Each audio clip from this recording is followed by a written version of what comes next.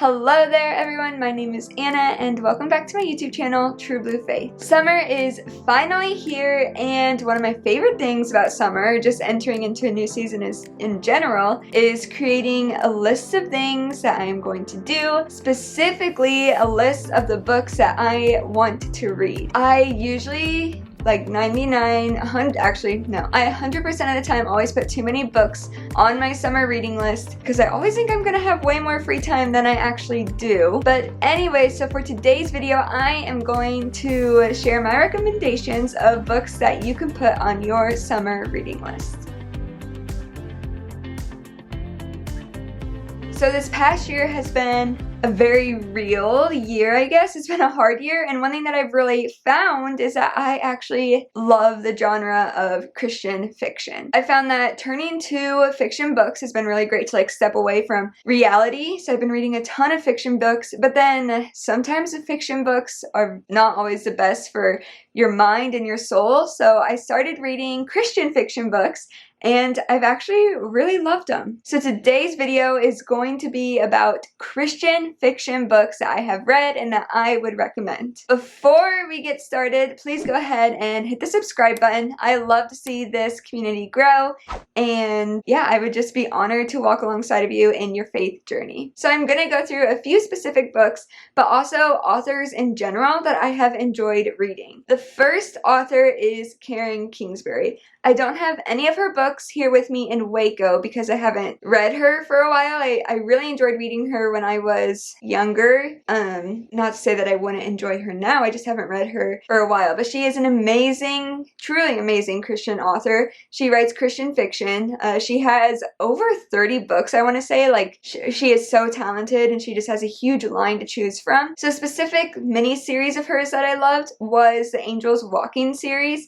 I love baseball, and it was about a baseball player finding a faith, and just it talked about the challenges that he went through, and then there was also other characters. Anyways, I love baseball, so that's what really drew me to that one, and it just was written so well. There's 3 books in the series. I will link everything that I talk about today down below. But yeah, so if you are also kind of a sports fan or just interested in an easier place to start, that would definitely be a little series that I would recommend. Okay, the second series that I am going to recommend is by the author Curtis Higgs, which I've talked about her before on my channel. She's the author of Bad Girls of the Bible. But she also wrote a series about the biblical story of Jacob and Esau. I don't have the first 2 books. They're back in Des Moines. It's a 4-book series. So these are book number 3 and 4. I don't know, I think you can see them. And it's the Thorn in My Heart series, and it is so well done. The first book was a little bit slower, but once you kind of got through the first book, the rest of the 3 books were really good. It is so cool to see a story from Genesis that takes up, I don't know, maybe a chapter in Genesis, maybe 2, literally come to life. It's in a 4-book series, so there's a lot of detail, there's a lot of conversation, and it's important to recognize that even though it's biblical fiction, that this should not replace your reading your time in the Bible, but it does kind of help spark the imagination that there is life and feelings and emotions of the biblical characters, because we don't see that in every story. So I really enjoyed reading this series. 4 books. I'm pretty sure it took me 3 weeks, so they were kind of quick reads. And yeah, that is the second recommendation.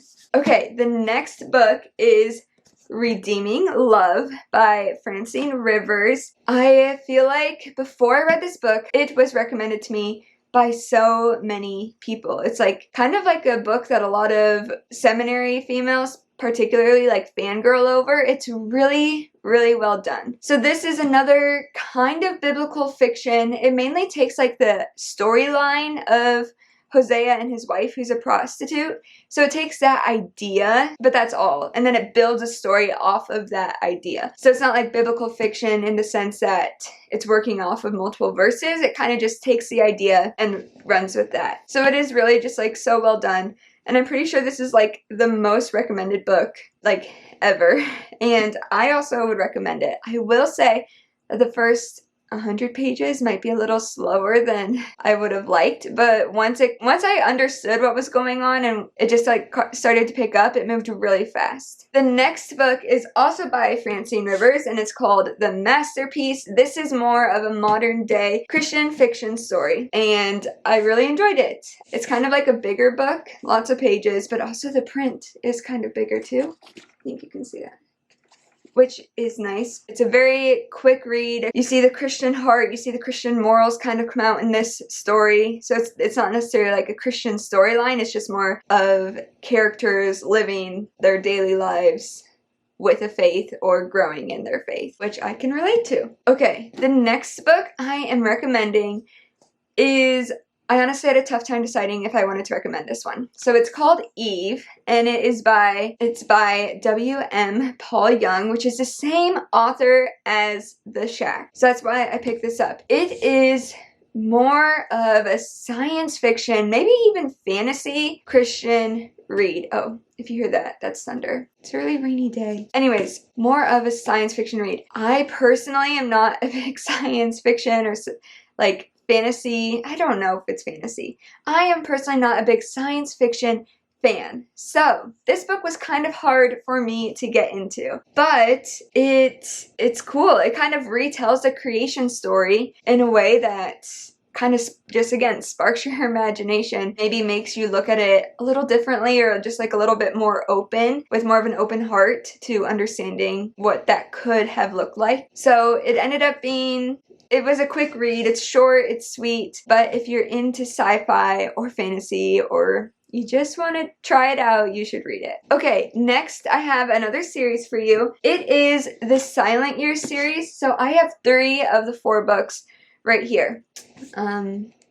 Yeah, 1, 2, 3. And it's by Angela Hunt. And this is more of a historical Christian fiction. It's really cool. They were really very good reads because the author took more of the like historical side of Christianity. So like one of these is about the Maccabees, another one is about Cleopatra, and then another one about Alexandra. So it took like a female perspective. We see so many history books, but in the male perspective. So these took a female perspective, which is so unique, so cool. They were incredible reads. I still have to read the 4th one, but another thing is that you don't have to read them in order. So they're just kind of a part of the series, but it's not like you have to go 1, 2, 3, 4. So if there's one of them that sparks your interest more than the other one, you can go ahead and just pick it up and read it. Okay, the last book I have to recommend to you is this one, Perpetua. The subtitle is A Bride, a Martyr, a Passion, and it is written by Amy Rachel Peterson. This one was so unique. This one was also historical Christian fiction, but it's based on the true story of Perpetua, who was a female martyr. So it was cool because we did learn about her in my text and traditions course, and when we read about her, I was like, wow, she is a boss. Like, this woman is crazy cool. Like, she was so strong. And then I read this book and like it just came to life more. I will say this book is a heavy read, and it might not be that big, but oh, I didn't even remember this. Look how small the print is. I don't know if you can see that. Yeah, it's a heavy read and it does move kind of slow, but the story altogether is beautiful and it's so well written. It's powerful and also educational since it is written off a true story. So I feel like this video kind of was short after I went through all the books. If you're interested in Christian fiction, this is definitely where I would recommend getting started. I've enjoyed these books. I've really loved reading Christian fiction and just sparking that new part of imagination, reaching a new kind of area in my heart, being able to relate to some emotions that the characters are feeling that sometimes I feel like I'm alone in. So hopefully I've given you a good place to start. And this summer, I am going to read another Francine Rivers book, but it's the Mark of the Lion series. I don't have the book with me right now. It's actually packed and ready to go home. So it's a 3-book series, and I've heard incredible things about it, and I'm really excited.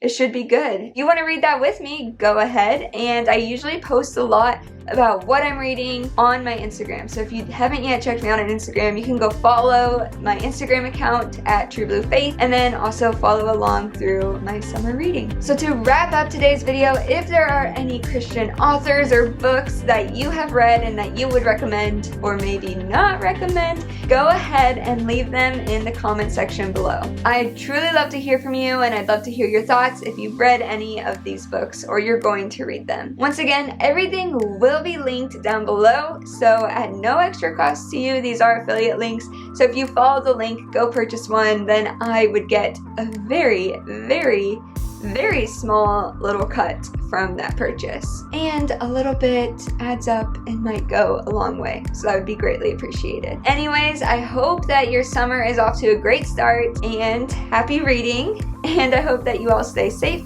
and healthy. God bless.